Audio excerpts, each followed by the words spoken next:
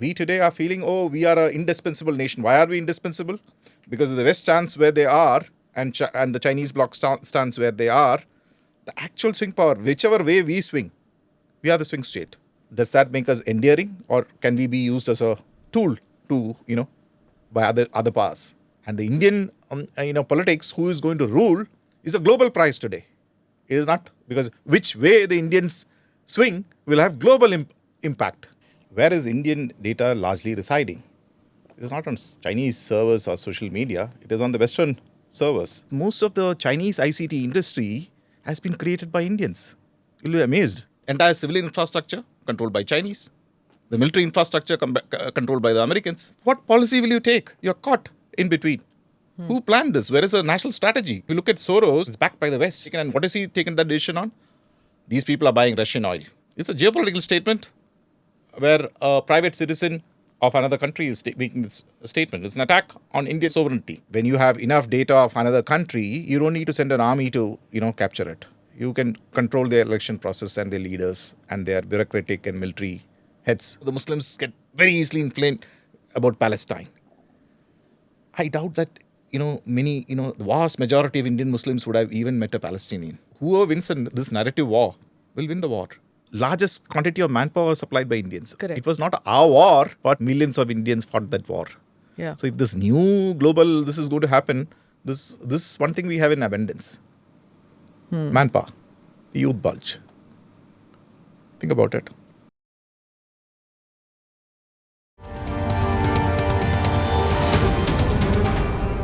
Namaste, Jai Hind. You're watching or listening to the ANI podcast with Smita Prakash. We do appreciate the fact that you take time out to tune in to this podcast. Do share it with people who you think will benefit by listening into these conversations. In episode 66, we had a conversation with Colonel Pavithran Rajan, a military veteran, on the challenges India faces in asymmetrical war. In the times of the Israel-Hamas conflict, and also what the intel chiefs of the Five Eyes countries have spoken about, it's time to revisit that episode and what we discussed in that episode, and what are the challenges India faces today. In that episode, Colonel Pavithran prophetically warned that a number of cyber attacks on India will see a spike. And sure enough, a study found that 83% of Indian companies were hit with cyber attacks last year, resulting in millions of dollars in losses. In October, CBS in America, in its show 60 Minutes, conducted an interview with the leaders of Five Eyes countries, the intelligence alliance of US with its allies. The consensus was that in addition to threats to national security, China has been stealing intellectual properties from companies. The intelligence directors have cautioned all the countries and private sector included. I'm joined in this conversation with my colleague Ajit Dubey. Colonel Pavithran, thank you so much for coming on the podcast again. We really appreciated the earlier one. We got a lot of feedback saying bring him on again. And sure enough, there were so many incidents which have happened in the past couple of weeks. The kind of situation that is happening in the Middle East, in West Asia, in the Israel-Hamas conflict, and also, this CBS program which I heard, in which the intel chiefs of the Five Eyes countries, they were sitting and talking. So Ajit and I discussed this, and we said that, oh my God, what Colonel Pavithran said in episode 66, that's exactly what these intel chiefs are talking about. And, so we said we should have you back on our show and discuss this. Before I ask you the question, I'm going to just quote this. Mike Burgess of Australia, he's the Director General of Security in charge of Australian Security Intelligence. He said in this interview in 60 Minutes, he says, absolutely all countries spy. Our countries spy. All governments have a need to be covertly informed. All countries seek strategic advantage. But the behavior we are talking about here, he's talking about China, but the behavior we're talking about here goes well beyond traditional espionage. This scale of theft is unprecedented in human history, and that's why we're calling it out. Now, these intel chiefs of the 5 countries were calling it out in October 2023 in private meetings with 15 top Silicon Valley executives and Stanford University. So it wasn't just a closed door meeting of just the intel chiefs. They were actually interacting with the private sector. And they were talking about a kind of theft. And this is exactly what you were warning about in episode 66 when we discussed. So now it's come out where the intel chiefs realize that it's not enough for governments to deal with it. It's necessary for the private sector to know and to deal with it too. Firstly, thank you for having me back. I'm very, happy that you have taken this particular, segment which is not very widely known to the masses. So I was very happy when you called me back again. Now comes to this particular thing about what Mr. Burgers has said. Okay, if I speak in a very academic way. I am not talking about any political bias per se here. And for me, both the West and both China, China, both are people and nations who have done very well for themselves. So I hold no personal rancor against them. I need to clarify this when I put this, because I may not exactly, go through the standard narrative which is today present in the English-speaking sphere. But when you look at what has happened, maybe China has started beating the West at their own game. Okay, because if you look at the history of where not only data, even espionage, industrial espionage has happened. The original, people who are guilty of this whole thing was initially the West. So if you look at it historically, porcelain, tea, all these things, silk, all these things were taken out of China, okay, by the West. Now, if it is only the scale of it, when I think about it, China, yes, they have become a cyber power because they are a manufacturing, economy, and they have got appliances in cyberspace, okay? And in 5G was a time when they took the initial lead. They were first off the block, and that is where Huawei was targeted.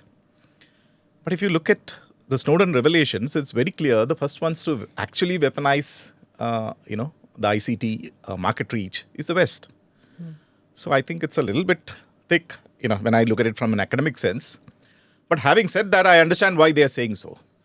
Why do they say that? I did say there is a present world order dominated by the West.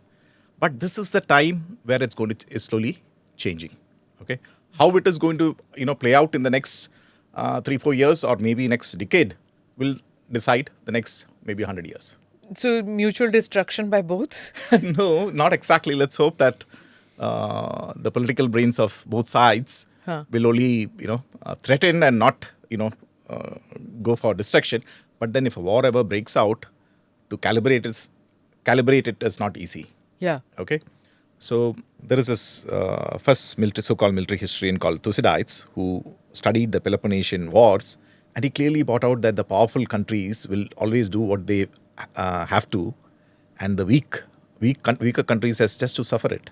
And it's same today even in international relations. Although we got the United Nations, this, that, etc., and a rules-based order, but the people who make the rules, the real powerful, they don't follow the rules. So it's not right or wrong; it's the power. It is the power, of course. Okay. There's no good or evil, no right or wrong when it comes to... And I personally feel that when we went non-aligned and, we were talking about rule, we were very, very moralistic about international relations, no?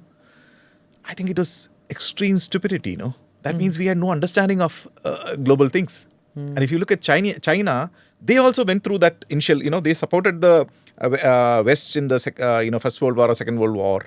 And the West did not, uphold their promises. They learned their lessons. But we have become very moralist. We have taken moralistic positions, benefit of realism. For decades together. Absolutely. No other word for it. Okay. We have to be very, very realist, and we have suffered because of that. Which is why I kept asking you, sir, that, when I heard this talk, I get it that the Americans did it. So when they did it, it was okay. But when somebody else does it, it's wrong. But the point for me as an Indian is that somebody else now is an enemy of mine. So here what happens, this is what is soft power.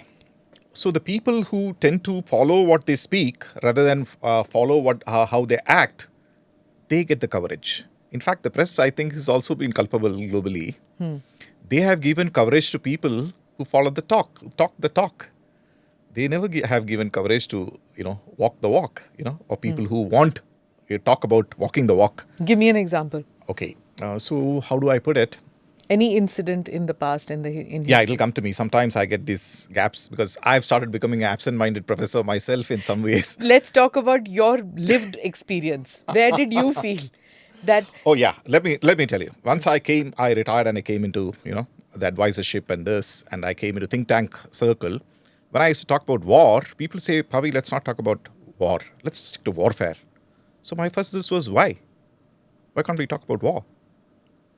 And I immediately realized in India, now this people might not like me for saying it. I said, if it is war, it's a military domain. If it is warfare, it's an academic domain. Okay.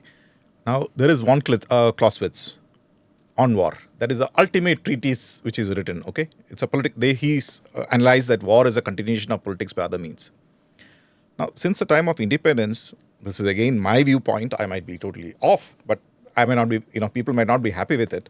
When I think about it, the actual people who got inherited independence were the lawyers.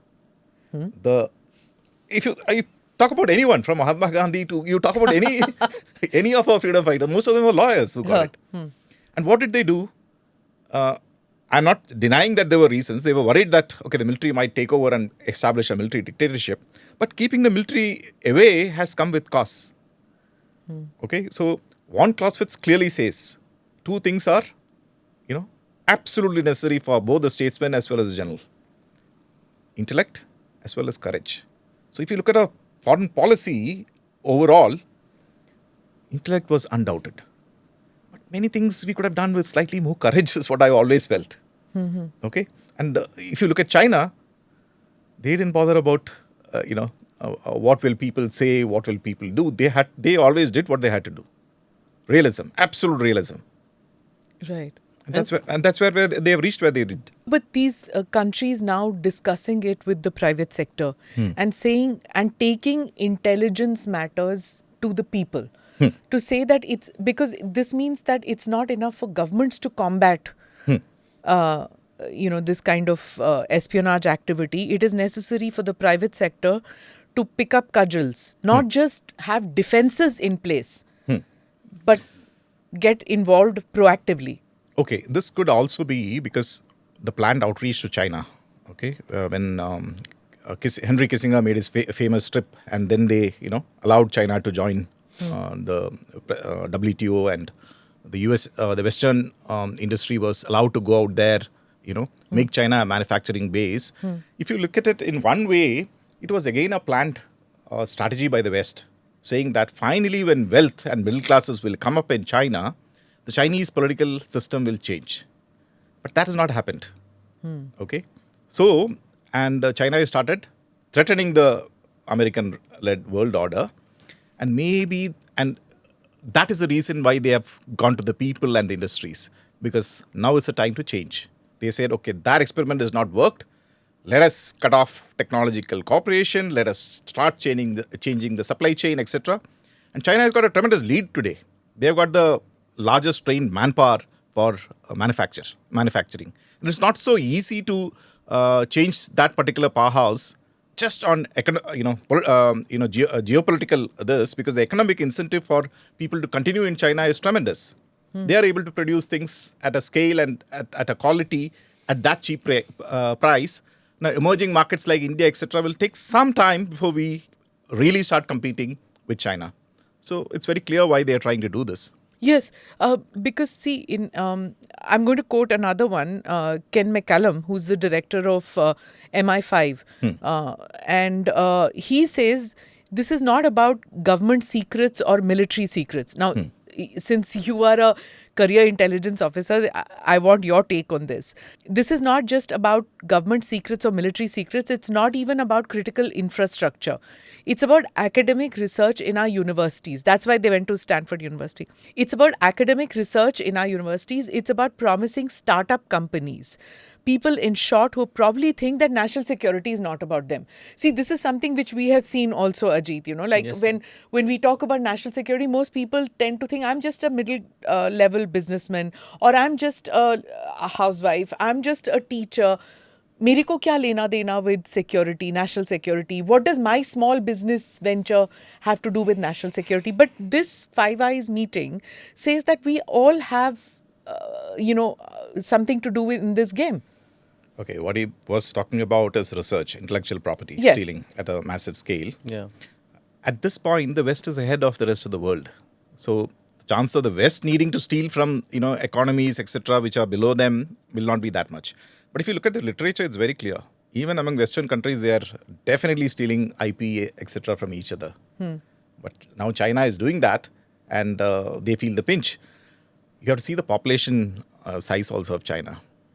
Okay, if the Americans can commit 1 million people to intelligence, the Chinese might be able to commit 10 million. That is where the difference come. Okay, and I feel that they are talking about. For the first time, they're worried about their actual intellectual property and technological lead might get surpassed. They're worried, very clear. They And, didn't have defenses in place. And sir, like this CBS program, have you ever seen such do you remember any such instance where intelligence chief of 5 countries are coming together, sit with the academia and openly say that we are facing this kind of a threat? I think this is also unprecedented that all of them have come out in open targeting one country, again talking about their alliances with Russia, how they are becoming cyber superpowers. Yeah, true. In fact, the Five Eyes till very recently, 2010 was, I think, one of the first times when it came out, and then Snowden bought out the whole thing. Before that, it was not an alliance which was highly known. Yeah, even though it has existed from the World War II, post World War II era. Yes, so it has slowly evolved from the just before the Americans entered the Second World War, and till Snowden, it was not much known. They used to say there is a program called Echelon, which became a little bit controversial, and in Echelon also the controversy was they are also involved in industrial espionage. But when you think about it is unprecedented. It shows resolve, and these are all intelligence agencies which has nurtured the Silicon Valley. Okay, not only the Silicon Valley, innovation in all their countries. So China is caught on. China is just actually, if you look at it, the Chinese strategy is just copying Western strategy. Okay, so the original sinners definitely are the West, but yes, China has started beating them at that game. But it's like penetrating universities. Did America do that to Chinese universities? Did America do that in Indian universities? They have got into academia. And that is influence peddling. That is also, they can make and break opinion, public opinion. Get into media, get into think tanks, get into academia. So that part, I agree with you. Okay, when the Westerners were on ascendancy in the last 200 odd years since Enlightenment and Industrial Revolution, etc. So their globalization, etc., did not occur today. Where they were copying from China was not today. That was about 500, 600 years back, 4-5 centuries back. I mentioned about porcelain and tea at that time. Today they are so much ahead. They don't need to come to Indian universities or Chinese universities to steal from us. Okay, so they've not done that. That's why they are the Anglophone sort of colonialism. Yeah, the cultural imperialism has happened hundreds of years ago, is what you're saying, probably. In the last We are all century, Macaulay Putras. so in one way, the British Empire in one way was, whatever they did it with a lot of finesse. Okay, I remember once someone telling me, this was a civil servant whose parents were in the independence movement. He told me that my father had a gun, so they just subtly withdrew the license because some protests they had participated, and they never would give the license back. And he valued that gun quite a bit. But he says the local DC always used to come and have tea, but he'll never use the gun part of it. So it is not that they never used to use that steel fist. It was more of a velvet glove. So that subtlety is very important, and that's why those empires have lasted much longer. Okay, anyone who if you look at the Mughal Empire, it's not that the previous emperors didn't do harsh things. Okay, but it started breaking up when Aurangzeb went totally full The subtlety was missing. When, ma'am asked you about whether the Americans or the Westerners were getting into our universities or our academia, but they may not be trying to steal any information or any research going on in here. But now the Chinese are also trying to establish themselves as a power in this domain. So you think there can be attacks or attempts? They are trying to get into our universities, or they are already into our universities and academia? Okay, so to understand this, you have to think about a century and a half back. Okay, when the British Empire was at its zenith, and that's the time when all these endowments, etc., were made for attracting the best and the brightest globally. Okay, if you look at the American system itself, they're a land of immigrants. And what do they say? If you are smart enough, come, live the American dream. They attract the best and brightest from all over the world to come out there and give them opportunities. Okay. In fact, a very interesting aside was when this Ukraine-Russian war started off, one way they thought they will punish Russia is saying that let us declare special visas for the Russians. So the best Russians come over there. Can you imagine, saying it that? So when you look at it, we are people who educate our best and brightest primarily on a taxpayer's education, and they go out there. So who benefits? Now, there are programs like Chevening scholarships and many other scholarships where the West, provide, and our best and brightest aspire and go out there, and they get influenced. It's a subtle form of influence peddling. And the Chinese started doing the same thing using the Confucius Institute. They had still not learned the art of subtlety, okay? That art of influencing and soft power. They will eventually learn. I get that, but as an Indian, for me, I am more worried currently. What happened 100 years ago, fine. But currently, I'm worried because if we are fighting a two-front war, I'm worried that the Chinese are picking up this. Definitely. So I've got a book which is there where I've clearly said our problems with China is because we've got this border problem. Okay. Since they've got a border which is unsettled and their stated aims and their, that's a worry for us. Okay. Where they will try and they are asking for large chunks of our land or laying claims on it, because of which we are more, worried about China. That is the immediate thing. But if you look at the overall grand strategic picture, we need to also be, if you look at the Western literature itself, they are worried about us. That will this nation we are the largest population today. If we take off, will they be a future threat? They're talking about it today. Yeah. So we need to worry. Okay, the immediate threat, like for 2 decades back, no one was talking about China when China was hiding its stake and gradually growing. We're only talking about Pakistan. It's human nature, that anything which is immediate and in your face is what you look at. The human brain looks at immediate threats. They don't think about future threats. Correct. But we were aware, or at least many people were aware about, say, for example, Qatar. Everybody was like, why would Qatar do anything? Why would we be worried about Qatar? But they had already started with Al Jazeera. They had already started with endowments and their influence in academia in America. That work had already started. People would tend to think it's a small country. How does it matter? But it does matter. However small, they had aspirations far beyond their size. The Arabs, historically, yes, they were also, they have a world view. In fact, they created a religion which is now spread globally. So they've got a global view. And when you have that rich, when you have that sort of wealth and power, that's when you are totally in the comfort zone is when you start thinking globally. So I'm going to come into this CBS program again, because again I'm going to come to this whole thing about what common people think. Like many people who feel that, how does it matter to me? Mere ko kya? I'm going to come back to that thing where most people, even when, this hacking story comes out, that phones are hacked and all that, they're listening in. Many of my friends and relatives will say, how does it matter to me? I'm just, I don't have anything to do. Sunna chahte to sun le. Anybody wants to listen. People say, मैं इस phone पर तो सिर्फ घर की बातें करता हूँ, सुन ले तो सुन ले. Doesn't matter. You get it? But we had discussed in episode 66 why everybody's phone matters, including, say, a reporter's phone, because contacts, the numbers are there, right? So in this, I'm going to bring in this Christopher Wray, who's the current director of FBI, Federal Bureau of Investigation. He says, you have the biggest hacking program in the world by far. He's talking about China. Bigger than every other major nation combined. stolen more of our personal and corporate data than every nation, big or small, combined. It is a threat to our way of life in a number of ways. The first is that when people talk about stealing innovation or intellectual property, that's not just a Wall Street problem. That's a Main Street problem. That means American jobs, American families, American livelihoods, and the same thing for every one of our 5 countries directly impacted by that theft. He's talking about the 5 countries, but I'm extrapolating to our country too. It's not some abstract concept. It has flesh and blood, kitchen table consequences. Here's one example.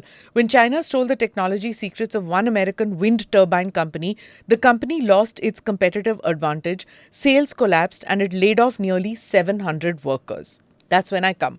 That study found that 83% of Indian companies were hit by cyber attacks. Most people will think, what will they get by this? Not realizing that that information is collected by China and given to a competitor in China, and you could lose your business. It could be an exporter sitting in Okla. You're absolutely right. But okay, let me put it in that way. The Westerners have a viewpoint, the Chinese have a viewpoint, but we should have our own viewpoint. Okay, where is Indian data largely residing? It is not on Chinese servers or social media. It is on the Western servers. Everyone has got a Gmail. Everyone has got a Yahoo. Where are we participating in our social media? Where is our data lying?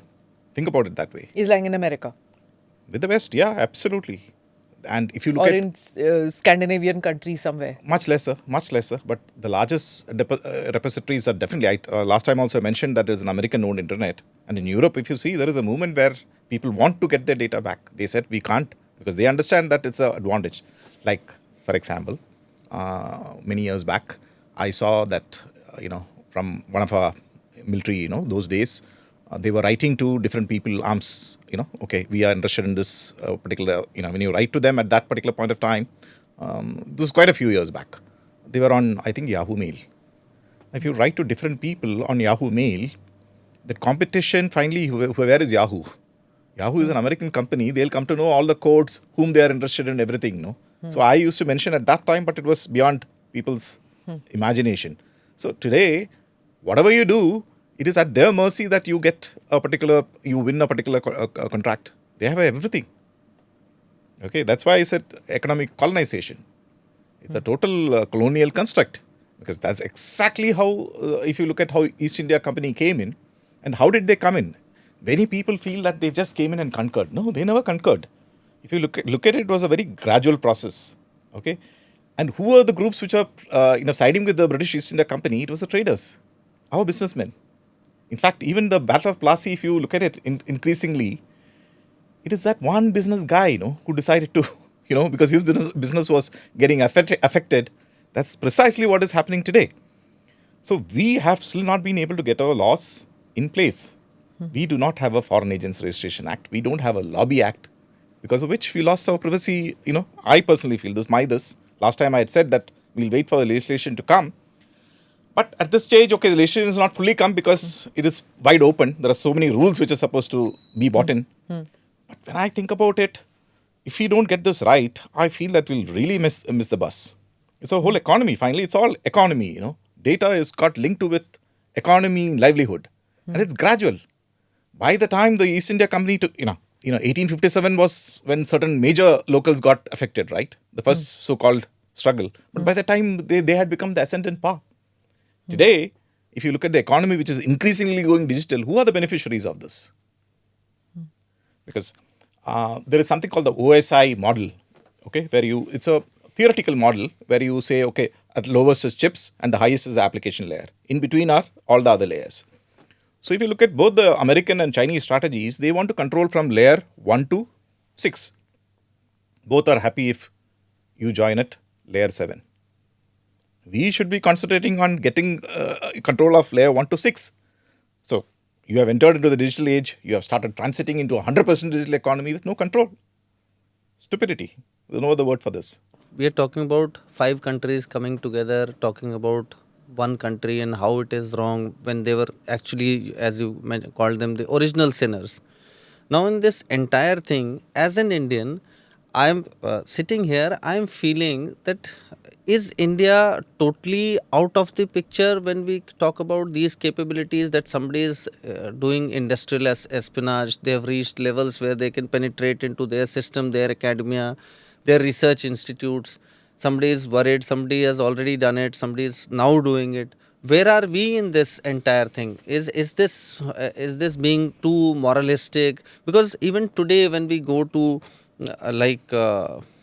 when we meet up with people, we listen to all this very soft talks that, oh, that country, that this country, they are friends, like sometimes which sounds very unrealistic, because You have you have jumped right into the the actual place where it's a slightly difficult topic to even talk about, because we are trapped where we are.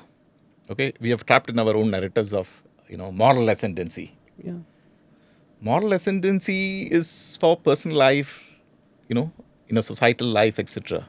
In international relations, people speak morally, but they act in a different way, act in a different way. which somehow I feel that we've been slightly poor at. And then if you look at Chanakya, we are the guys who actually, absolute realist. Okay. They say Machiavelli on steroids, but we have forgotten those lessons. I keep wondering, how did we ever forget those lessons? Soft state, sir? So it won't be exactly a soft state. I sometimes feel that how did we reach, it is very clear that people, we had some of the richest alluvial plains, the plains where wealth is created. But and usually what happens in 2-3 generations, people become, more peaceful, indolent, wise. Yeah. Okay. And always invasions will come from the mountains, deserts. That is where life is tough. Those people don't have those privileges. So if you look They're at hardy, yes. yeah, this is throughout history. If you look at it, Indian history, it'll always be, people used to come from the people, and we say, oh, we didn't go across to them. It is not because we are different people. Who will go from this lovely plains into the highlands of Afghanistan or Tibetan plateau anywhere? There's no wealth there to extract. So, two things I want to bring. One was that, what you talked about our foreign policy and how it was very, it was in this bubble, romanticism of non-alignment. We had a lieutenant general on the show, and he was saying that with a muscular foreign policy that we have now, it is necessary to have a tougher or a stronger security policy too. Do you agree with that? Okay, firstly, I personally feel that to have a muscular foreign policy, you need to have muscles. Yeah. Okay, we don't have the muscles. So I personally feel we should, the Chinese saying is good. Speak softly and carry a big stick. First get the big stick. And even after you get the big stick, speak very softly. Okay, that's my personal viewpoint. You don't need to be muscularly, India has got its own power. We have got a culture which is attractive. But we need to protect ourselves. That is the first thing. And we have to realize that peace will come when you're strong. Peace will never come by being a peacenik. That's the history of mankind. You have to have a very strong military. Rest, diplomacy, etc. are icings on the cake. But the cake has to be built on, a strong military and economic power. There's no other way. And where do you get a strong economic and military power? Being a manufacturing nation.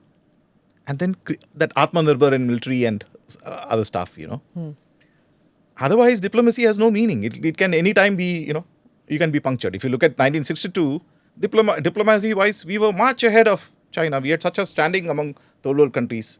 We lost it and everything got unwound. Okay? So we should not have a muscular policy. We don't need to be muscular. We can still be kind. We can still be what we are. But we can't, this is criminal. By sidelining the military or the security and not becoming a manufacturing is criminal to our people.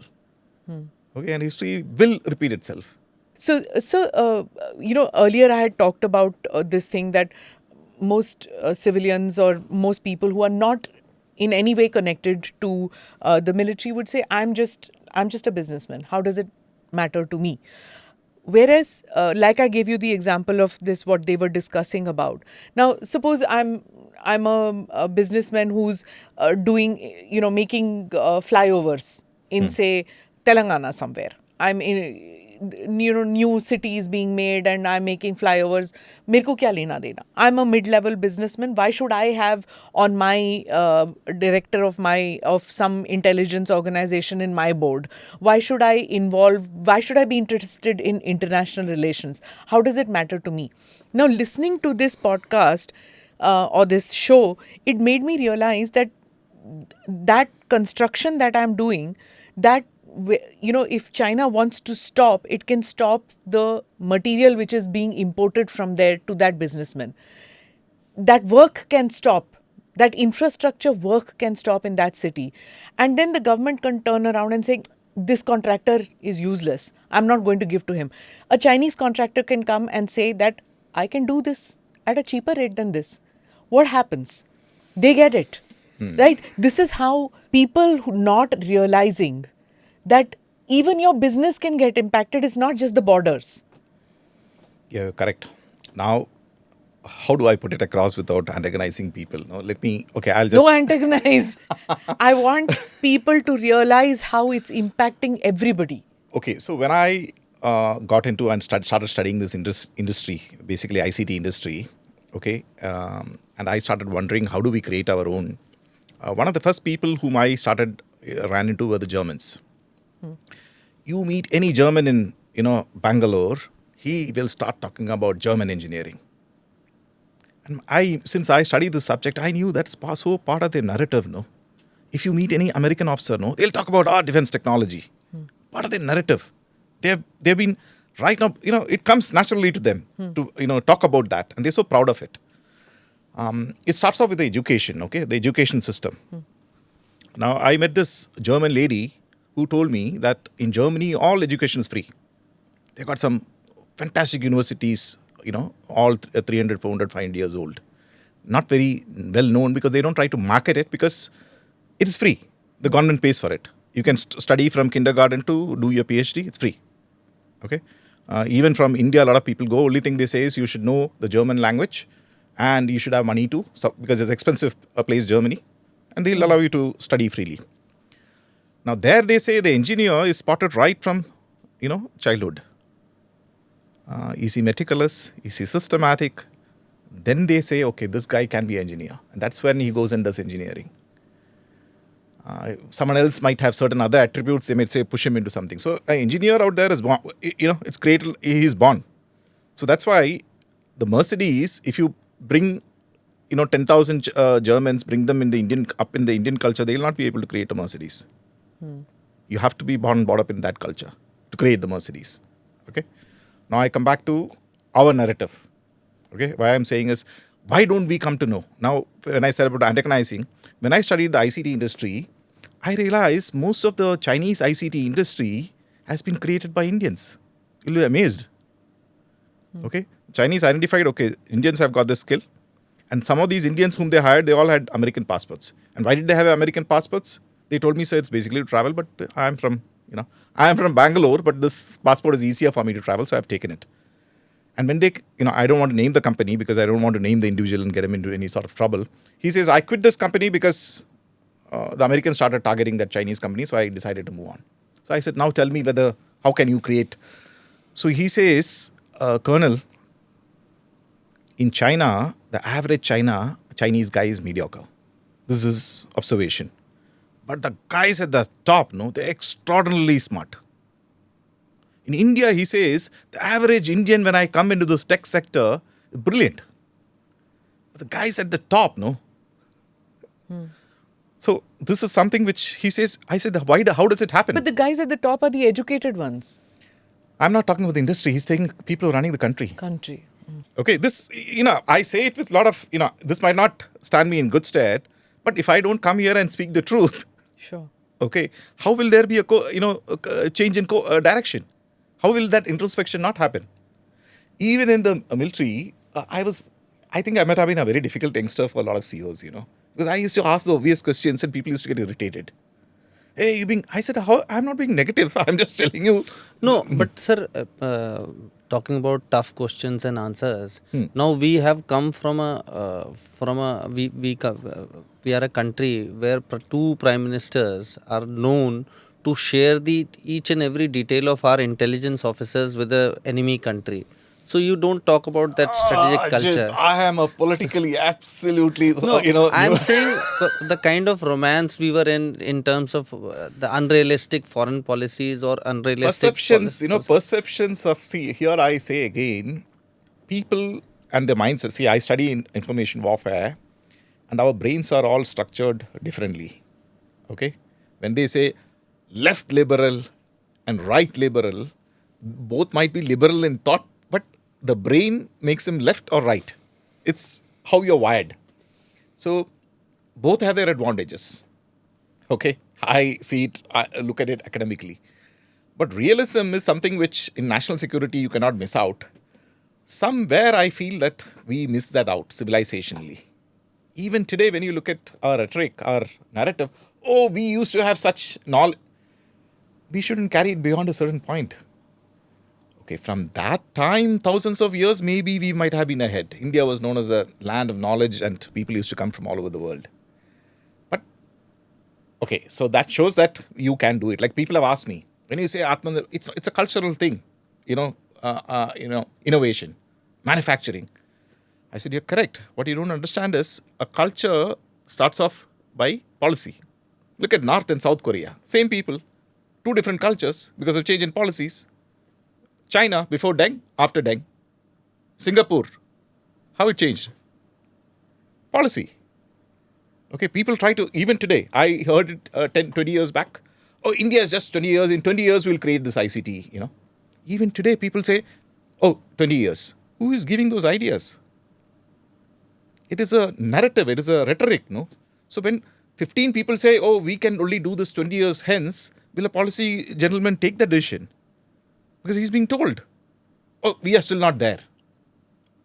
It will happen.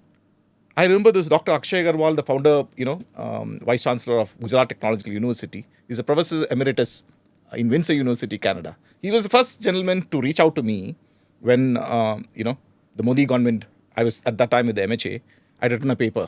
And he, being a professor in, computer science, could understand what I was writing. And he had invited me over. Okay. He clearly said, we are with what Pavithran Rajan is saying. Initially, when Indians make technology, it will be shoddy. He says, like the Japanese, after Second World War, when they initially started making it was cheap, shoddy technology. The Chinese, just about 20 years back, they were cheap, shoddy, shiny technology. Korean, if you remember. Yeah. Yeah. But you will reach there. But who are the people preventing this? This requires leadership. You cannot have the tail wagging the entire dog. The government has to step and said, okay, this is what it is. We have to impose, you have to take that leadership decisions and then get through. You can't allow the bureaucracy or the, GFR to dictate how we will reach there. I think we are not taking the right decisions. This is my viewpoint. I might be wrong. I've done a lot of study on it. A lot of people say I'm right. Say, when you talk about separating the gap being there between the foreign policy or whatever policy the government is making and the military. Now, what I can draw from this is that you are saying that whatever policies the country comes out with, whether it is the ICT policy or policy for imports of certain things, certain material, the military view should be taken, and it should be this decision should be taken together, keeping in the military or the national security perspective. Is that what? Yeah, the holistic perspective. There are many people who say, I need the best and the bright, the best and the cheapest. Okay, the best. In war, we don't get a second chance, the best. Now you look at how we go about doing the engine. Okay, I'm just giving you an example of the aircraft engine and what the Chinese are doing. Okay, they have stuck to reverse engineering and building their own. No imports. I remember last 2 decades, many senior Air Force officers used to say, we are holding our own, we have got much better technology. But today that gap has started closing. They will reach there. Okay, our gap is, we are still slightly away. If you import, if you ever try to import that, it is better to stick to slightly, indigenous ones and iteratively build it up. We'll reach there. Now that imported one, you look at our Indian, we got Russian equipment, we got Western equipment. can we take any stand which is antagonizing the Russians or the Westerners? Yeah. Have you thought of it? 70% is of 70% is fully Russian. Yeah, and actually, this dependency on foreign countries for weapons and equipment, and how it can paralyze your decision making, is something to be seen at this particular moment. You may Absolute. not like Russia's view on certain things. You can't say anything because 70% of your aircraft and tanks are coming from there. You Likewise can't- for the West. Okay, let me Likewise put for it the- in that way also. Okay, there you are. Now you look at our ICT, entire civilian infrastructure controlled by Chinese, the military infrastructure controlled by the Americans. Okay, what policy will you take? You're caught in between. Who planned this? Where is the national strategy? These are obvious questions which people need to ask. We are caught. I don't know who are the people who have taken these, and these are things which have continued for decades. It's not happened overnight. So we need to, that is why I personally feel that people need to get into policies, international relations. There are a lot of bright youngsters. Okay. My son asks me those simple questions. Hey, why is this new road which has been laid, within 2 weeks it is dug? So I smile. What do I tell him? Okay. What do I? So in the earlier episode, we talked about that one incident which you helped crack when the Northeast was being targeted, and suddenly there was that exodus from Mumbai and everywhere, and you were looking in as to where these rumors were circulating and things like that. Now, when I heard this CBS thing, it just, some of the things that they were mentioning about how the Chinese are impacting on their elections. Earlier election, it was the Russian interference. Now they are talking about Chinese interference in their elections. It's a different matter about American interference in elections. But, we are at a stage where India is going into election in 2024. So is America. So they are worried too. We are worried too. Because we are going into 2024, and there is talk that many countries are worried about which way India is going to go. See, nobody likes India to be powerful. Many people have said that, because here you have another dimension which is coming in. Like now India is turning around in every platform and saying, what is UN with Security Council without India? It doesn't make sense. What is G20 or G23 without us sitting out there? What is any platform without India? So India becoming powerful is not a convenient thing for many countries. So now when we go into an election mode, it is something that we need to worry about too, whether our elections can be manipulated, changed, hit by any of these countries which might try, and how could they go about doing that? Okay, I talked to you about social cohesion, which I identified as the actual strategic threat to Indian national security, unless things go nuclear. Okay, but in between that social cohesion, before it hits is elections, sentiments of people, what is blown up. Okay, definitely, Cambridge Analytica is where it started, where it was shown for the first time. Yeah. But in spite of that, do we have a localization policy for our data? No, we have not taken that decision. Okay, for whatever be the reason. But if that data of our population, varied population, is sitting somewhere else, and social media is functioning the way it is, we will have no idea when it is getting manipulated. Only the platforms will come to know. The West comes to know because they own the platforms. We can't even, we are dependent on them to tell us what is happening. So, in the present scenario, now you're saying we are talking about influencing people or sentiments, exploiting sentiments. Now, in the Indian scenario, we have, like, say, elections this very month, and results will be out next month, early next month. Now, sitting, like, suppose we are sitting outside the country, say China. China, which has a lot of mobile phones, ICT infrastructure, it has huge presence in India. If they want, how can they do it, sir? I explained to you that... there is an election in Rajasthan.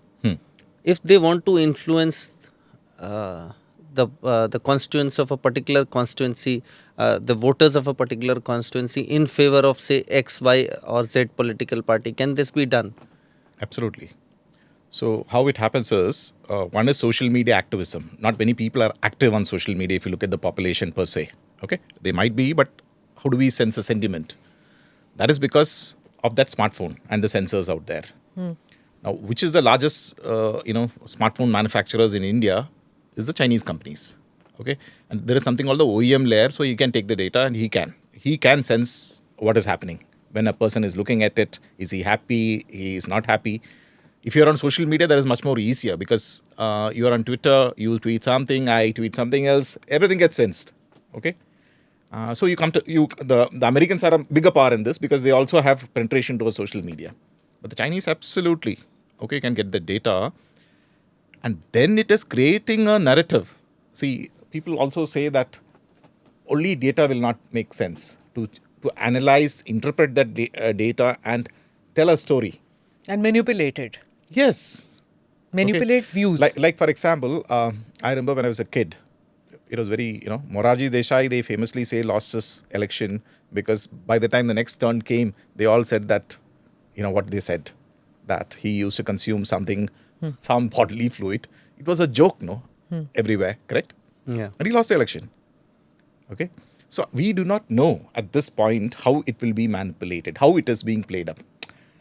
See, for example, Soros. Okay, what is Soros? He's purportedly a billionaire who's got money and is said that, I commit $1 billion to unseat the government.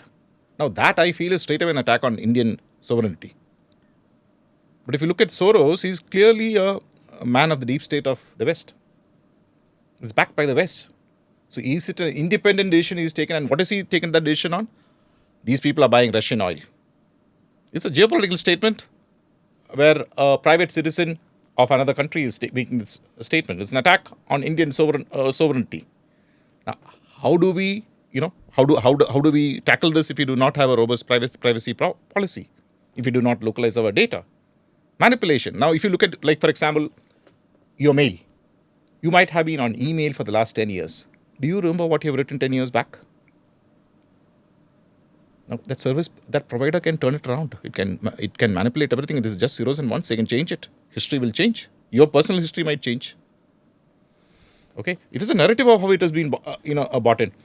Like 1857. It was on, cow, and pig, that oil is mixed. We do not know what it is going to be. They get the data. They sense it much faster than you. How it is going to manifest, we do not know. Absolutely, elections can be affected. In fact, I'm very sure a lot of these companies which are consulting in the West for election influence, I think India is a much bigger market. And I have realized that the biggest money in India is spent actually on elections. Yeah. Okay. Yeah. There's a huge... See, there are these companies which are sitting with data that can be manipulated, as he said. We'll come to the Israel-Hamas war because that's where a lot of manipulation is happening too. But let me come back to this. Let's deal with this first and then go on to that war where manipulation is happening.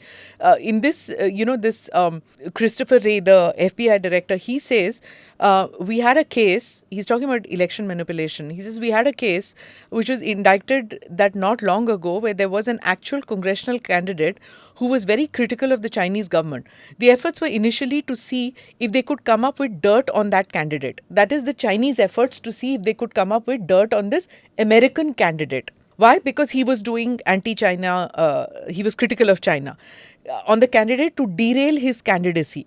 Even before he gets elected, it's to derail his candidacy only. And then to try to concoct dirt, just fiction about the candidate. And then if that didn't work, there was even discussion about the candidate befalling a horrible accident. If you remember, even at that Cambridge Analytica case, at that time they said there's the pizza joint in which Hillary Clinton is running something. That rumor, yeah. Yeah, and then she is falling because she's getting a mental disorder. She's falling. So there was this whole thing created that she's mentally incapable of being the next president of America. Right? Now, similar things can also happen. That was so many elections back. Trump got elected. After that, Biden got elected.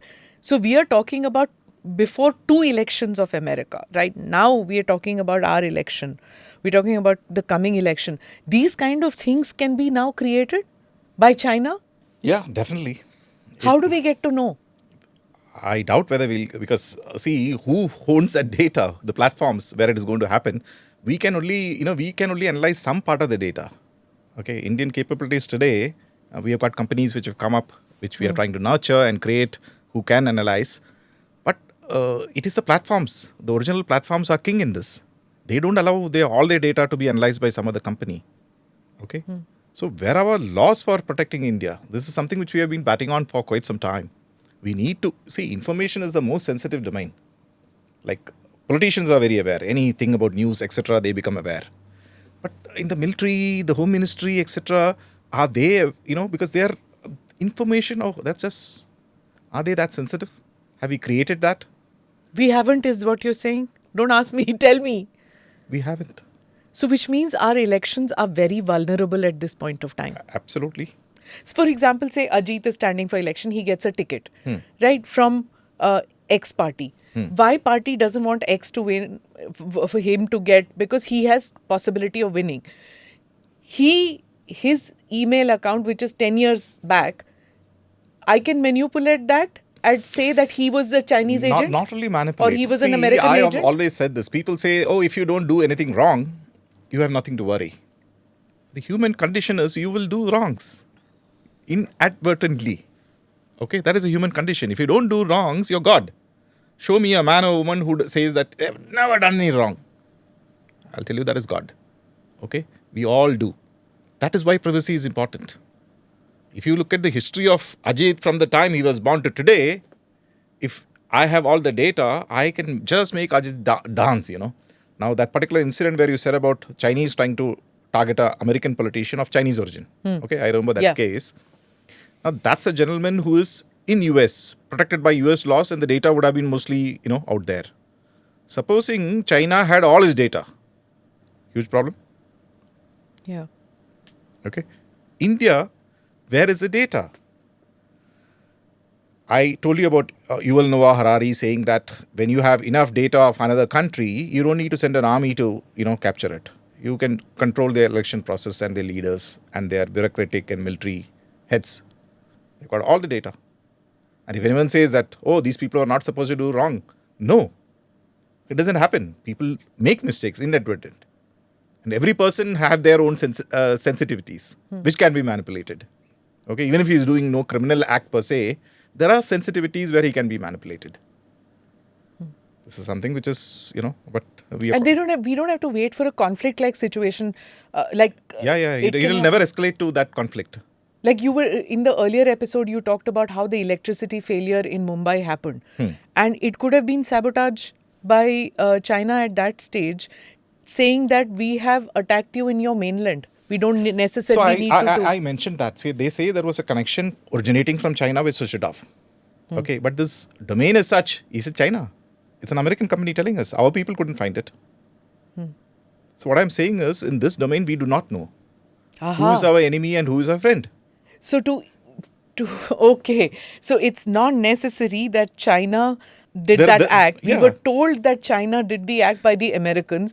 Did the Americans share actual intelligence with us, or was it to tell us or influence us against that's China a possible. See, at a time when we are in conflict? So it's a possibility, which I have to. What is false flag operations? It's part of the toolkit.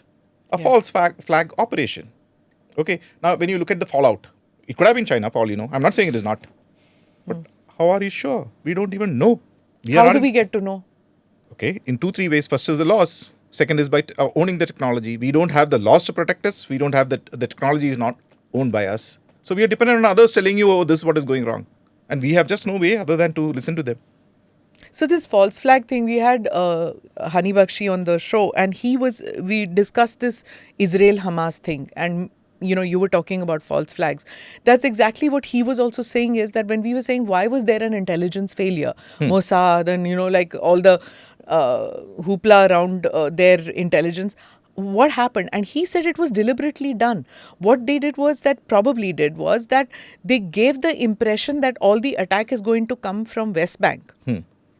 And they were planting information, and everybody thought Hezbollah is going to do this. And it happened from Hamas. So I'm slightly a more cautious person than Hani Bakshi, so I will not commit myself. Okay. The truth is, we at this stage do not know. That is the truth. No one knows in the, Right. I'm very sure that no one can authentically say, oh, this is exactly what happened. No, it's one of the possibilities. It is only a possibility. That is a possibility. Yeah. Okay. So when you take, what is wargaming all about is exploring various possibilities, looking at actions of people, and finally who stands to benefit out of the whole thing. It'll take some time before it comes out. Okay. So I, for a person, would say that sit back, don't jump, watch carefully. Don't reach to conclusions so fast. So the reason why we're discussing this is because we have to have learning experiences in India, right? Because we are also surrounded by countries which are inimical to us. I'm not saying it's the same thing as inimical to us, because it's not the same as Israel, but we also could face similar kind of attacks. So here I've said, now I go back to Thucydides. There's something called the famous Thucydides trap. When there is an ascendant power and a existing hegemon. US is the existing hegemon, there is an ascendant power, China. And Thucydides says invariably they'll clash at one point. Okay? And we are seeing all the, the talk has started, no?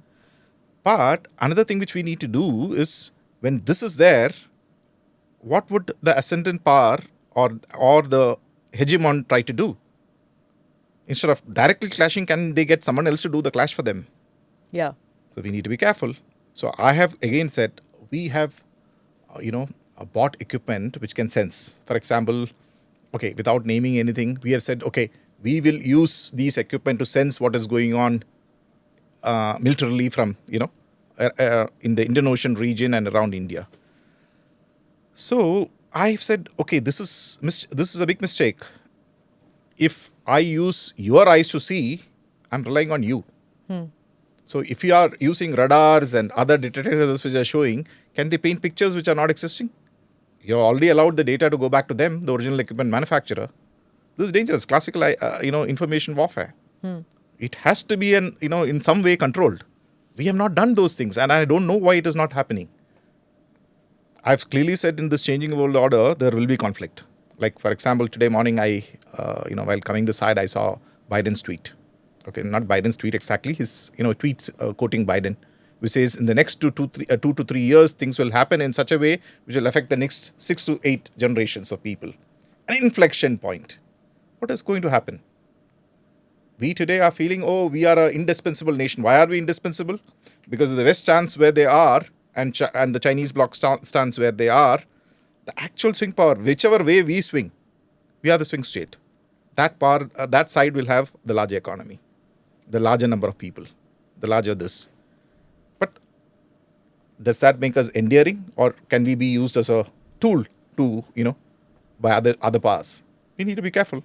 Sir, the recent Israel-Hamas conflict that we are seeing, now in that I see a lot of misinformation, lot of fake stories being put out by the other, by both the sides against each other.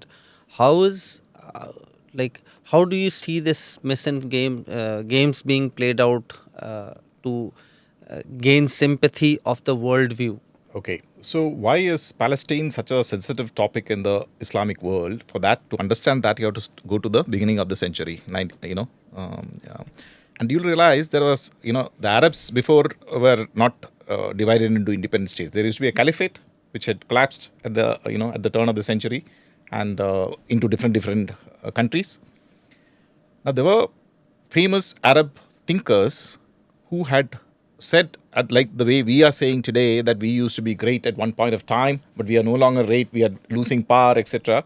They at that time felt that the West has come ahead and taken over Arabs, and Arabs have now become a slave people. Because at one point, the caliphate was a global power out there. So these people were trying to get the Arabs together, not in an Islamist way, but to give them a sense of Arab pride and Islamic history, etc., etc. Those are foundational narratives for the entire Muslim world, Islamic world. Okay? And they identify very closely that particular thing with Israel and Palestine. That's why you will see globally all over, the Muslims get very easily inflamed about Palestine. I doubt that, many, the vast majority of Indian Muslims would have even met a Palestinian. Can you imagine the sort of inflammation? Now, you look at Hindus in India. They can immediately identify with, this happened to Kashmiri Pandits in Kashmir. And the Jews are like, if you look at the map, they are just little and they are the ones being targeted. But is this our fight? We are a different nation. We can't get ourselves. You can be academically viewing it. You should not get inflamed. But this is something which easily can inflame our people, is very, very apparent. Okay. So Israelis are definitely a global power as far as cyber medium is concerned. They got a top class team. Okay. ICT infrastructure to creating narratives, etc. They're world class. But they are hugely outnumbered by Muslims. The Muslims feed into the narrative, and that's why you're seeing that sort of inflamed, stories, which I see it very clearly. But my biggest worry is our people should not get inflamed. We need to take the rhetoric saying, just cool down. There's some fight happening in the Middle East. Let us not, like for example, in Kerala, one Islamist group took out a procession dressed up in khaki, carrying their flag, which initially looked like Italian. It turned out to be a party which I have not even heard of. But is there a need to take out such a, you have got visuals of children, women, killed. Do you really need to take out that? And suddenly people start texting me, But sir, there is Hamas in Kerala. I said, there's no Hamas in Kerala, man, as far as I know. No, Even today there's no Hamas, but people got... Coming to this point, sir. Now there is this influx of huge number of videos come from all types of groups. Some claim that Hamas is getting badgered, some claim that Israelis are killing them. Even if you go on social Twitter or the X, there are people who are putting out stories sent by IDF. There are people putting out stories sent by, or videos tweeted by Hamas and others. Now, in this day and age, when there is so much of like everybody has got smartphones, they have all these apps, WhatsApp, X or whatever, it's full of those videos, and they are creating a viewpoint among people. People are getting divided on pro-Israel, anti-Israel, pro-Hamas, anti-Hamas kind of lines. How does this influencing, even if you don't want it, you can't stop it? Education. We need to educate people. Our leaders need to come out. Our social leaders also need to come out. What are we achieving? See, you might be doing one for entertainment or information, but you can very clearly see which way, whose identity is what on social media by the way they are sharing that content, right? It's so obvious. Okay, this is pro-Hamas, this is pro-Israel. We don't need to get inflamed is what I'm trying to... It's such a divisive, rhetoric over there. It's a huge tragedy happening of, women, children, etc. getting killed. Both sides. I look at it objectively. Okay? It's a war which was going to happen in any case. It's happened. Now, how do I have done hardly any comments other than academic comments. Because I know that, firstly, I don't know the truth. And this is a medium which can easily inflame. Okay? And people can get because when it's a foundational narrative about their identity, people get inflamed. There is no truth. Like they're saying there's truth decay. What is happening is that one incident might have sparked this whole thing, which might have been based on truth. But subsequently, the narratives are so skewed and dramatic. So if you take 100 people, average of a population, there will always be, 5 to 10 on either side, which are very deeply affected, depending on what is a political or societal viewpoint or religious viewpoint. I'm worried about those, those 5 to 10 is huge when you take a country of 1 billion people. Okay. So we need to be very, very careful, and we should not, people, like when I heard Colonel Hanibakshi say that, there will be lone wolf attacks. Yes. He is, he can plug into it and see, oh, this will have certain sympathetic waves which will, and people will try to, that we need to realize. And it's from everyone's, right from schools to this, I think we need to take advisory saying that from the children onwards. In fact, children are a big influence on their parents too. In the schools, if you take an advisory saying, hey, don't get into this particular thing, don't get inflamed, look at things in a, in a critical and a suspicious manner rather than just buying into a narrative. These are very, very important things which we need to do. Correct. Sir, now you're talking about this, how it is influencing people. Now we had an instance where a Hamas leader's speech was directly televised or shown in a rally in Kerala. And soon after, day after that, there was a bomb blast, which people feared that it was a lone wolf attack or attack by some organization. Now, when such tempers are high, people are taking side. How important does it become? The Kerala population, a large percentage of them work in the Middle East. Okay, and there are business and family relations lasting centuries over there. So whatever happens in the Middle East, it definitely is of importance to people in Kerala. Okay. Now, there is no law which prevents a Hamas leader from, addressing, people, normal political this. And, in fact, about 2 decades back, I noticed that time I was still in service, I noticed that the Americans had started looking for Malayalam translators because they had started picking up terrorist chatter between Kerala and the Middle East. Okay. And classically, how did that particular thing even come into Kashmir? When the Americans said, okay, this is to fight the Soviets in Afghanistan, they encouraged the jihad at that time. And they created a economy which existed on funding the jihad. That means the zakat which is collected in the Middle East, a good portion of that used to go to fund the Mujahideen. Okay? And how that started encouraging Salafism all over the world. And a large part of that money came to India. The best mosques were all, Al-Hadith mosques, etc. Not traditional Islam which was existing. Likewise in Kerala. 20 years back, there was no separate, you could hardly see people wearing, I say it with no, this. There was no difference in dresses. There were subtle differences, but there were no. Today, when I go back, people say, although I don't feel it because I've been in North India, I've seen, in Kashmir, etc. I understand, and in fact, I got exposed to Islam more in Kashmir when I started studying Islam, the Hadith, the Quran, etc., to understand what motivates the people. But even in Kashmir, sir, if you look back 30 years, 20 years back, if you look back 30 years also, before all where did you see full burqa? Even in the schools and all that, I didn't see hijab. So that is precisely what I'm saying. Because of this encouragement for fighting the global jihad, jihad at that time was popular. Yeah, but I saw it in Kerala. That's what I was trying to say. Yeah, the weather, Kerala is amazing. Yeah, it is hot weather. But I didn't see, and in Kashmir it is cold weather, but still in Kashmir I didn't see full burqa. But in Kerala I did. So when you encourage jihad, okay, that time jihad was necessary for the West to fight the Soviets in Afghanistan. So they encouraged it without realizing the long-term repercussions of what is going to happen.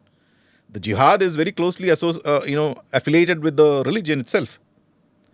Because even when I went to Kashmir, people said, sir, jihad was never part of, one of the basic tenets of Islam. Yeah.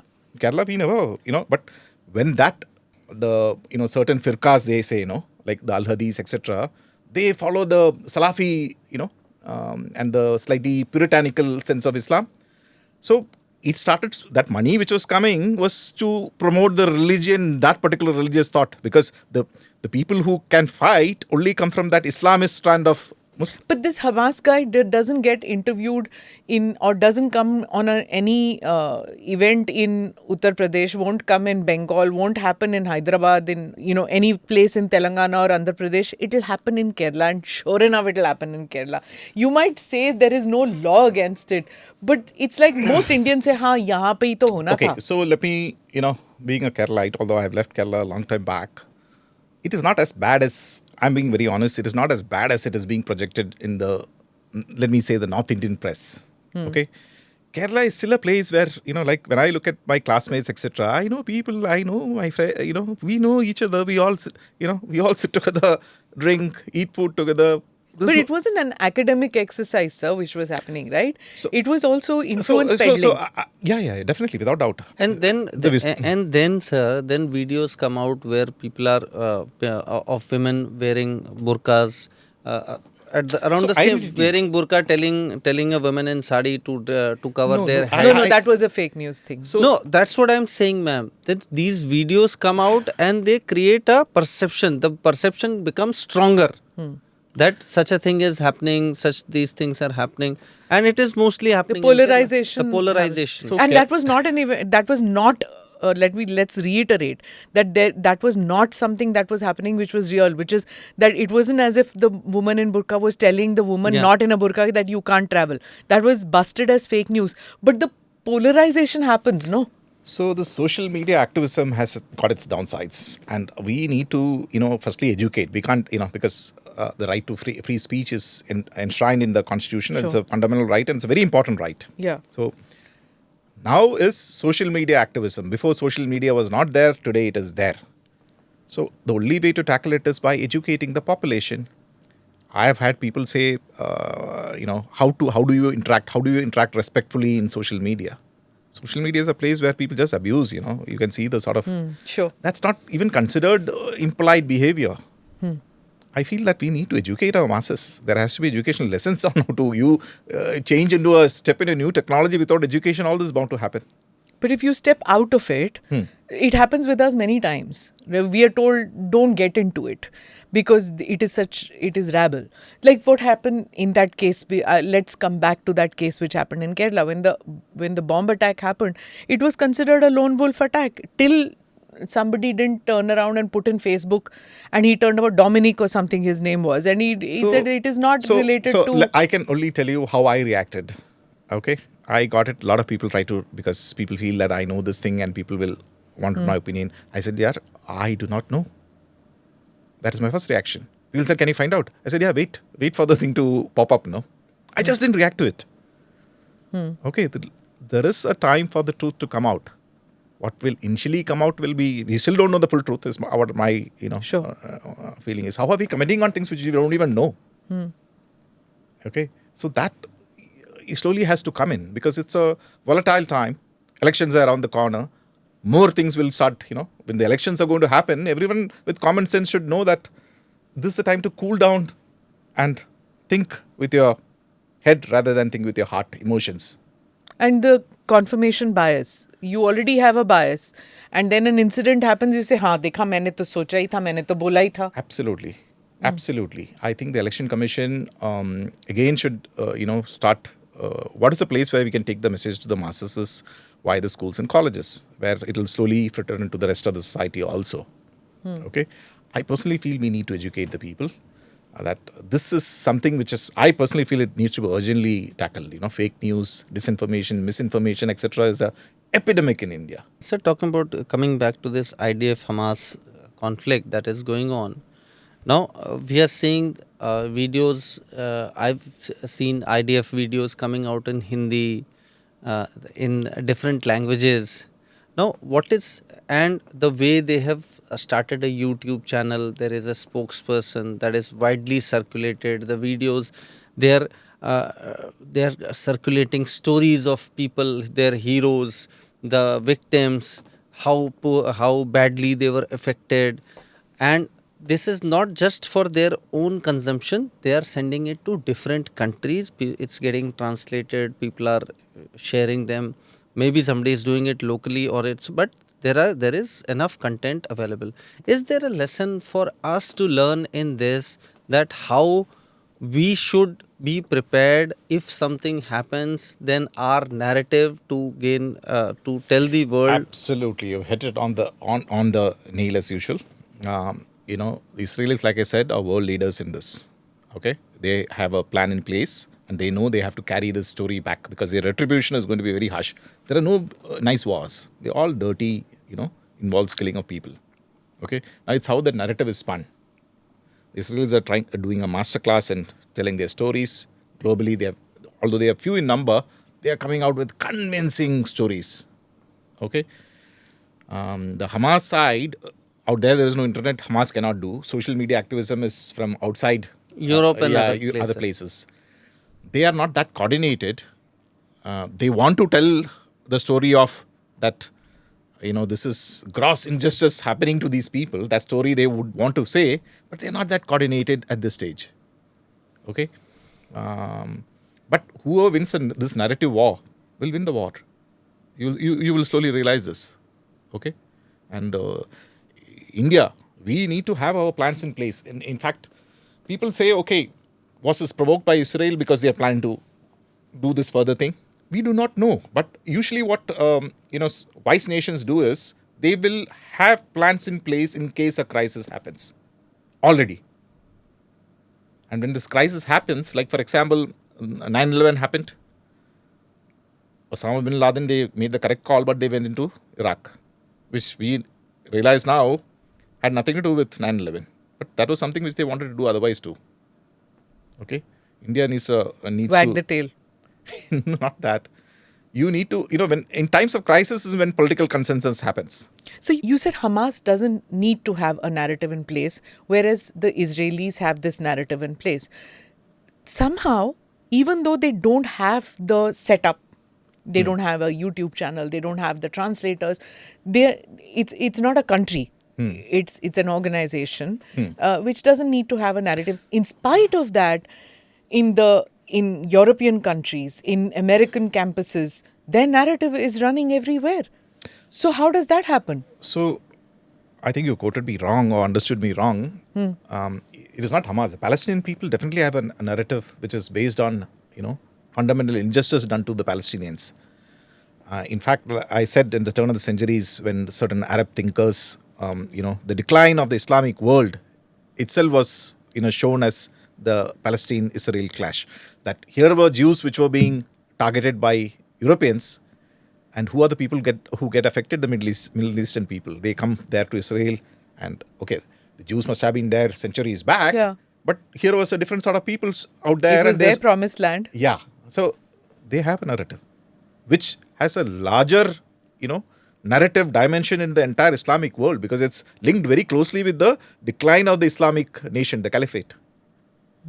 The narrative is existing. That's why the global, you'll find people think, what does this, a guy in Kashmir or Kerala have to do with the Palestinian Muslim? Will they allow the Palestinians to come and, even the neighboring states are not allowing them to come into their state. But the narrative exists across injustice. Okay? That recognizing that narrative is very important. And they feel that pain, injustice. And that injustice and that narrative will have larger repercussions globally. Jews also have a narrative.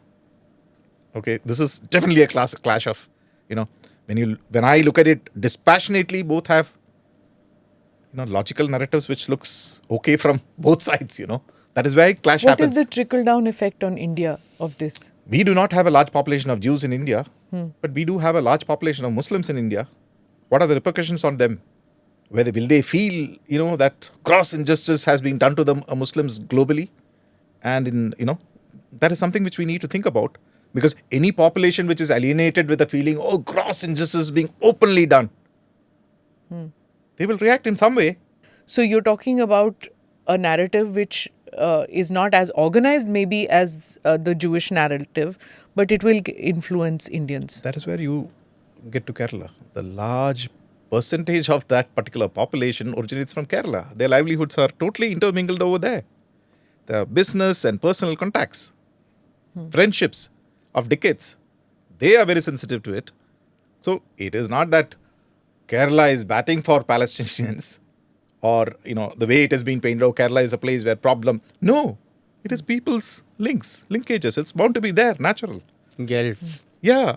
So and will that impact on the politics of 2024? Will that impact on the politics? It's already impacted on academia. It's impacted in social media. It's impacted in the media, traditional media too. Will those have a larger impact? Because the 2024 elections are still some distance away. So we do not know what else will impact. How will it play out? We do not know. But information is a domain which impacts identity, the heart and the brain of people, populations. And you will find it's small things. Sometimes, I remember 2 decades back, people said onion prices. I don't even know whether it's the truth. Because onion prices went away, we lost the elections. I don't know. Okay. What will, it might be true, it might not be true. We don't have the data to prove that. What makes the tipping point where he says, I vote here or I vote here? We don't know. Correct. It's an area of research. But in Cambridge Analytica, we've got an idea of what can happen. What is staunchly left or right will vote in that fashion. It is undecided people with correct. So that's bound to happen. It's so contested. The price is worth it. And the Indian, politics, who is going to rule, is a global prize today. It is not because which way the Indians swing will have global impact. Correct. It's very clear. Will this party comes, will the West benefit? If this party comes, will the Chinese and the other side benefit? That war is going to happen. I can see that. Looks elementary, no? When I put it in that way. Yeah, it does. When you say that, it does, but it's kind of frightening also the responsibility from who rules India to who we are as citizens going to make our leaders. For me, the privacy fight was always about this, trying to highlight that there are implications. Privacy has got nothing to do with the outsourcing industry and their survival. It's got to do with a nation's survival, a nation's future. In Right. fact, it can even got to do with global, the whole globe is going to get affected which way India swings. So you advocated for the reconstruction of critical infrastructure using open source protocols managed by the private sector, but under national control. Could you give us more details on this approach? Okay, so I wrote that paper basically because in 2013, when I just retired and was with the Ministry of Home Affairs, was when General Huda, he was in the 16 Corps and was going to take over the Northern Command. Since we had worked, and he was one of the first generals to get in information warfare, and 2013 was the year when Snowden came out. So General Huda took a unilateral decision. Oh, we need to indigenize, because he was been following that. He realized that how can you a military cohesively fight if you don't indigenize your networks and OS? So he bought in an Indian OS developed by CDAC, but they couldn't get the industry to support to create certain appliances for that. And he then came to me and said, Pavi, I have not been able to get the Indian industry to get interested in it. He had just a few tens of lakhs for that. Okay. So I looked at the whole, I said, sir, this will take a few tens of thousands, millions of dollars. He says, so then how do we do it? So there was this company called Zynga. Okay. Zynga is the largest gaming company in the world at that time.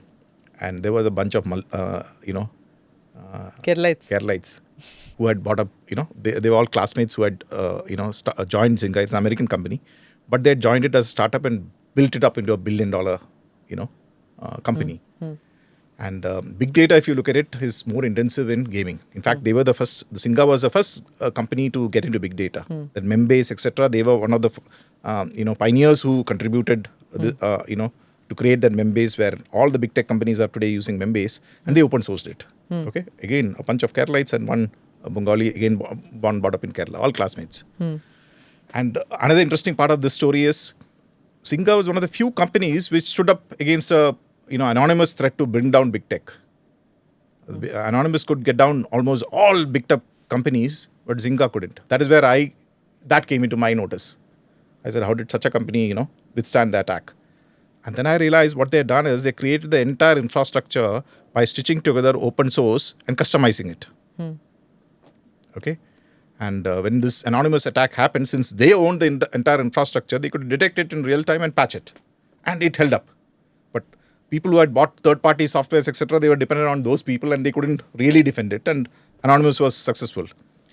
And Zynga at that time had about 300 million users globally. And 100,000 to 200,000, servers, big data, it used to go up and down. And they had all this, So I then told General Huda, sir, Tap this. I said, see, I know the people. I can get them to come and visit you. It is for you to motivate them. Okay. And General Huda said, okay, bring them over. He showed it to them, this network. He says, we need to change it. But at that time, I feel he did not realize the enormity of the challenge, that this is a national endeavor, and maybe, but in the army, when a general decides to do, I had to back him. So I told him this is the way.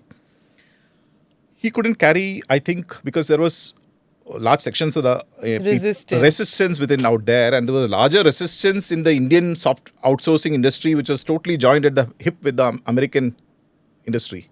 And there were people even in the rest of the government who were not very convinced, without understanding. So we missed that. But, I personally call it, although he didn't manage to, he bought this company up called D-Box. Okay, they restarted the company, created the appliances. I felt a lot of, because I was under, I was in a classified appointment. I could not say exactly what I was doing. A lot of people used to think that this is my project, which I used to tell them, this is not my project. I'm just assisting the army commander to do it. It's a national endeavor. The privacy debates co-started with this. Puttaswamy Judgment came, and we then engaged nationally to, debate this. And if you look at, that is why multiple iterations of the, privacy bill which took place. There were 3 or 4, right? It's only in the 4th they could finalize it.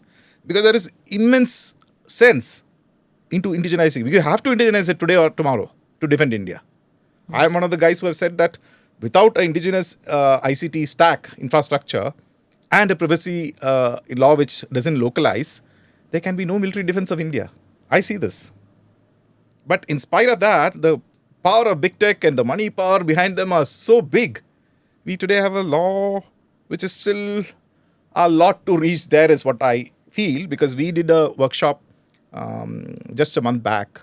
We started off the Center for National Security Studies under Ramaya University. I have pivoted from public universities to private because I've realized the limitations of a public university, like a government university. A vice chancellor changes, a professor changes, or a government official in the education department change. No plan survives it.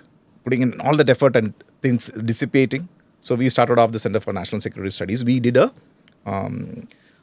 study of this law, and it was eye-opener for everyone. People slowly realized that, okay, this is, so we will, we will make the study and we will send it to people saying that this is a study which has been done by people. So it's a fight which we have to have our own voice. Yeah. I personally feel that was a battle of Plassey in Northern Command, wherein from indigenous this we lost it. We didn't even realize that is a battle. Goodness, yeah, that enormous. Yes. When you look at it historically, 100 years hence, Yeah. you will realize that was one place we lost. We are losing multiple. The second is this legislation. If you don't get it right, Yeah. there will be again parallels. Now, who are, like a lot of our, big businessmen are tied at the hip. They are the ones who need this. They are the ones who are running the ICT companies, etc. They need those. They look at the cheapest and best. So can that be a national policy? Because, promoter wants it. We had BSNL who said, no, they wanted Chinese. And I was so happy to hear the minister openly say, yes, they are traitors. I agreed with him. First time, a minister is calling BSNL traitors. Unprecedented in the history of India, no? Later on, out here, finally the minister had to say that whatever happened previously, fine, you move on, otherwise you'll have to move out. Yeah. That sort of penetration is there, no, in our system. Because people get affected, And the problem with ICT or this infrastructure is that people are so used to it. Like people would, you can see people openly advocating for self-reliance or indigenization in weapon systems, because we have seen that America gives an F-16 to Pakistan, but when it doesn't toe its line, it says, okay, I'll not give you the upgrade. I'll not give you this weapon. I'll not give you the engine. I'll switch off. I have Kill switch wali baat. I have everything to make you not use this weapon against your enemies. But in ICT, nobody says that. I don't see it so popularly being said that we should have this router. It should be indigenous. This should be indigenous. And there are several places where we visit. We see not just in military but in private sector, in public sector as well as in private sector, where people are not even bothered that what is happening. So the money power is with those companies. They are going to run the narrative. It is a national aim to change the narrative. It can't be, Indian certain entrepreneurs trying to change the narrative. This is a national cause. It's like a new war of independence. We are colonized today. Okay, I bluntly say this. Digitally, we are colonized. Now, how do we change that? Okay, and the other side is so well funded. That's where the big money is. How do you change it? It's people like you who will bring people like me on the show and start that movement. I even wanted to get into AI, but I think that is going to be a different episode totally about the dangers of Artificial intelligence. Just Can you if you could slowly, just short in brief, if you could tell us Okay, about. this ICT infra, let me Yeah. put it. It's like the nervous system, okay, of a nation. Nervous system. That nervous system of this nation is not owned by us. Likewise for the military. Their nervous system is owned by other nations. Can you beat it? Existing on an air gap. These are all things which will people look back and say, hey, is that a valid, coherent, professional decision to take? How did we reach there? Okay. We need to take this fight because it's a very, very important fight. It's not because I don't know whether we have time, because we are at an inflection point. World order is changing. Chance of conflict globally is very, very high. How it will be manipulated, how people will get other people to do their fights. Historically, I'll give you a small little thing which you can keep it. The last two world wars, some of the largest quantity of manpower was supplied by Indians. Okay, Correct. it was not our war, but millions of Indians fought that war. Yeah. So if this new global this is going to happen, this is one thing we have in abundance. Manpower, the youth bulge. Think about it. Yes, you've given us a lot of fodder to chew on. We'll have to think about all that you have said, and I hope that policymakers also realize the enormity of what you're saying, that, where we are, the inflection point. Thank you so much, Colonel Pavithran, for coming on the show and discussing all this with us. Thank you. I have started enjoying the show. In fact, I was initially the first time when Ajit was after me to come, and his thing was, sir, there are so many people who want to come on the show, and I'm after you for 2 months, and you're not ready to. I was like a person who was, Yeah. Second time he called me, I was slightly more open because I said, okay, that this is a message which can, I saw that the show is popular, and this is a message which needs to be taken, and I feel that, I can see that the youth a lot of people are, enthused with that. Yes. A lot of people are, listening to this narrative, and it needs to be carried. Thank you. Thank you so much, sir. Thank you. you. Thank you for watching or listening in to this edition of the ANI podcast with Smita Prakash. Do like or subscribe on whichever channel you have seen this or heard this. Namaste. Jai Hind.